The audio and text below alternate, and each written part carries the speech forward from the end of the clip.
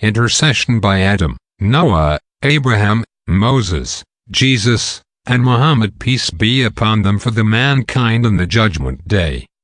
Chapter. Prophetic Commentary on the Quran, Tafsir of the Prophet.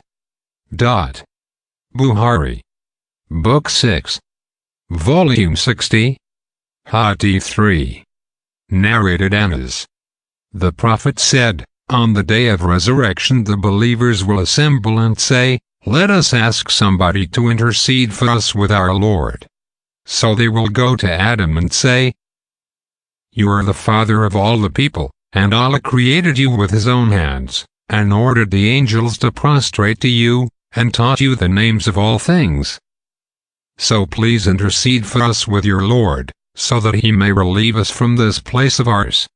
Adam will say, I am not fit for this, that is intercession for you. Then Adam will remember his sin and feel ashamed thereof. He will say, go to Noah, for he was the first apostle Allah sent to the inhabitants of the earth. They will go to him, and Noah will say, I am not fit for this undertaking. He will remember his appeal to his Lord to do what he had no knowledge of. Then he will feel ashamed thereof and will say, go to the Khalil, Rahman, that is Abraham. They will go to him and he will say, I am not fit for this undertaking. Go to Moses, the slave to whom Allah spoke directly and gave him the Torah. So they will go to him and he will say, I am not fit for this undertaking.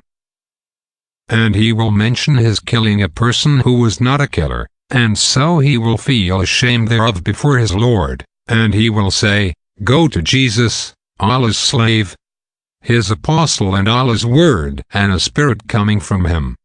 Jesus will say, I am not fit for this undertaking. Go to Muhammad, the slave of Allah, whose past and future sins were forgiven by Allah. So they will come to me and I will proceed till I will ask my Lord's permission, and I will be given permission. When I see my Lord, I will fall down in prostration, and he will let me remain in that state as long as he wishes, and then I will be addressed. Muhammad, raise your head. Ask, and your request will be granted. Say, and your saying would be listened to. Intercede, and your intercession will be accepted. I will raise my head and praise Allah with a saying that is invocation he will teach me, and then I will intercede.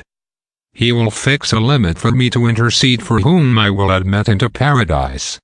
Then I will come back again to Allah, and when I see my Lord, the same thing will happen to me. And then I will intercede and Allah will fix a limit for me to intercede whom I will let into paradise. Then I will come back for the third time.